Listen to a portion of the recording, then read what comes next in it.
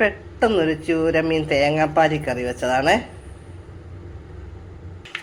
അങ്ങനെ ചൂടായ ചട്ടിയിലേക്ക് എണ്ണ, കടുക്, കടുക് പൊട്ടിക്കൊണ്ടിരിക്കുകയാണ് കേട്ടോ. കടുക് പൊട്ടി. ഇനി കുറച്ച് സവാള, ഇഞ്ചി, പച്ചമുളക് ഇതെല്ലാം ഇട്ട് നന്നായിട്ടങ്ങ് വഴറ്റിയെടുക്കണം.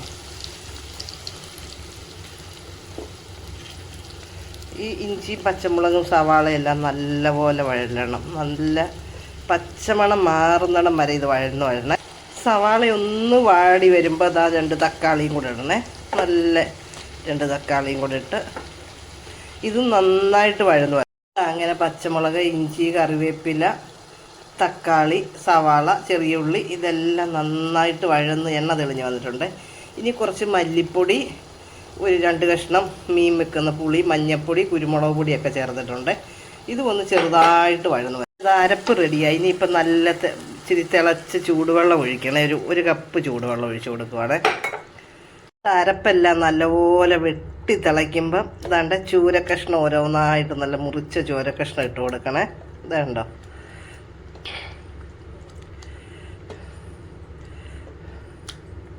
കറിയെല്ലാം റെഡിയായി വരുമ്പോൾ ഇനി നല്ല കുറുകിയ ചാറിന് 1 കപ്പ് തേങ്ങാപ്പാൽ ഒഴിച്ച് കൊടുക്കണേ.